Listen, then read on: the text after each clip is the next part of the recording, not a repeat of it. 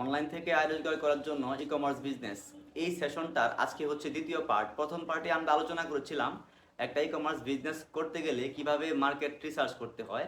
আর আজকে হচ্ছে আমরা আলোচনা করব একটা অনলাইন বিজনেস শুরু করতে হলে এবং সেখান থেকে ইনকাম করতে হলে কিভাবে একটা সঠিক প্রোডাক্ট আমাদের নির্বাচন করতে হবে। তো আর কথা না বাড়িয়ে চলুন ভিডিও শুরু করা যাক। ই-কমার্স বিজনেস শুরু করার জন্য সবচাইতে ইম্পর্টেন্ট পার্ট হলো প্রোডাক্ট সিলেকশন করা, কারণ আমরা যদি ভুল প্রোডাক্ট সিলেক্ট করে ফেলি তাহলে কিন্তু আমরা ই কমার্স বিজনেসে লস করব। সো আজকের এই পার্টে আমরা শিখব কিভাবে প্রোডাক্ট সিলেকশন করা যায়। তো প্রোডাক্ট সিলেকশন করার জন্য আমার প্রথমে নিশ সিলেক্ট করতে হবে এবং নিশ সিলেক্ট করার পর এই নিশের মধ্যে থেকে একটা প্রোডাক্ট নিয়ে আমরা ওই প্রোডাক্টের সুবিধা এবং অসুবিধা আলোচনা করব এবং ওই প্রোডাক্টের লাভ এবং ক্ষতি নিয়ে ভাবব। তো নিশ সিলেক্ট করার জন্য আমাদেরকে বুঝতে হবে নিশ কি।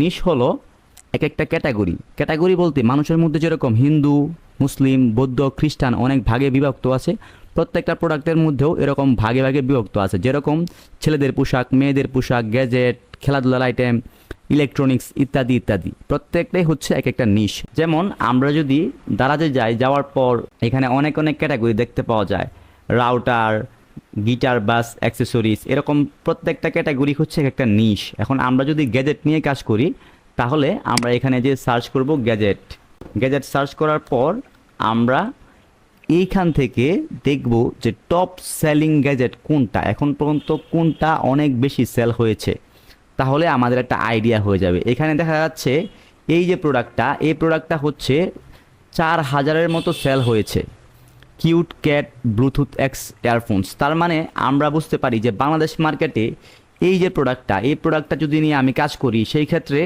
সেল হওয়ার চান্স আছে, কারণ এখানে 4000 সেল হয়েছে। সো আমরা এই প্রোডাক্টটা নিয়ে ক্লিক করলাম। তো ক্লিক করার পর এই প্রোডাক্টের ডিটেল সম্পর্কে আমরা জানবো এবং এই প্রোডাক্টটা আমাদের শপে কিভাবে হচ্ছে অ্যাড করা যায় বা আমরা এই প্রোডাক্টটা কই থেকে পেতে পারি, এই জিনিসগুলো নিয়ে আমরা ভাববো এবং এই প্রোডাক্টের সুবিধা অসুবিধা নিয়ে আমরা একটু আলোচনা করব।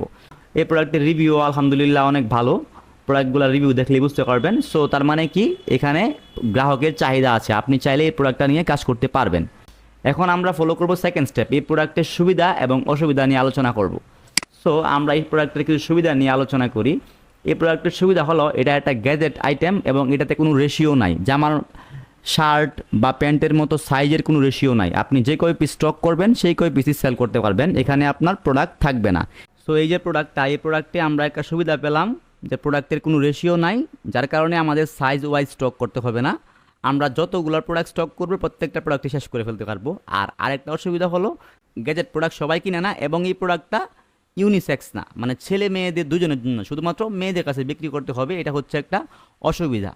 যখন কোনো প্রোডাক্ট নিয়ে আমরা কাজ করব তখন এই প্রোডাক্টটার সুবিধা এবং অসুবিধা নিয়ে আমাদের আগে ভাবতে হবে। আমাদের লাস্ট যে স্টেপটা সেটা হলো প্রোডাক্টের লাভ এবং ক্ষতি নিয়ে ভাবা।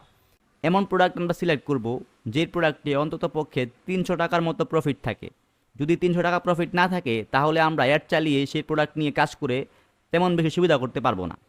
তাই আমাদের হিসাব করতে হবে 300 টাকা যদি লাভ থাকে, এখান থেকে আমাদের ফেসবুক মার্কেটিংয়ের খরচ বাদ দিতে হবে, ডেলিভারি চার্জ বাদ দিতে হবে, সব কিছু বাদ দিয়ে অল্প পরিমাণ একটা লাভ থাকবে। এর মধ্যেও যদি অর্ডার ক্যান্সেল হয় সেটা নিয়ে আমাদের ভাবতে হবে। এখন ক্ষতির যেই সেক্টরটা সেটা হলো অর্ডার ক্যান্সেল হলেই মূলত ক্ষতি হয় এবং কিছু কিছু কোম্পানি আছে, ডেলিভারি কোম্পানি, যারা হচ্ছে খুব বেখেয়ালি মতে প্রোডাক্ট নেয়, যার কারণে প্রোডাক্ট ভেঙে যায়। সো আপনি যখন এই প্রোডাক্টটা সিলেক্ট করবেন তখন চিন্তা করে দেখবেন যে এই প্রোডাক্টটা কি অল্পতেই ভেঙে যায় কিনা, ভঙ্গুর প্রোডাক্ট কিনা, বা নষ্ট হওয়ার চান্স কতটুকু, বা এই প্রোডাক্টটা রিটার্ন কেমন আসে, এগুলো নিয়ে ভেবে একটা প্রোডাক্ট নিয়ে আপনার কাজ শুরু করা উচিত। আমি খুব অল্প সময়ের মধ্যে আপনাদেরকে বোঝানোর চেষ্টা করেছি একটা প্রোডাক্ট কীভাবে রিসার্চ করতে হয় বা একটা প্রোডাক্ট কীভাবে সিলেক্ট করতে হয়। তো এই ভিডিওটি যদি আপনাদের ভালো লেগে থাকে তাহলে অবশ্যই ভিডিওটি শেয়ার করে দিবেন এবং যারা হচ্ছে ই কমার্স শুরু করতে চায়, বিভিন্ন জায়গা থেকে প্রতারিত হচ্ছে, তাদেরকে এই ভিডিওতে মেনশন দিতে পারেন, এতে হচ্ছে তারা উপকৃত হবে। সো আজকের মতো এখানেই ভিডিওটা শেষ করছি, দেখা হচ্ছে পরবর্তী কোনো ভিডিওতে। সে পর্যন্ত ভালো থাকুন, সুস্থ থাকুন, আল্লাহ হাফেজ, টেক কেয়ার।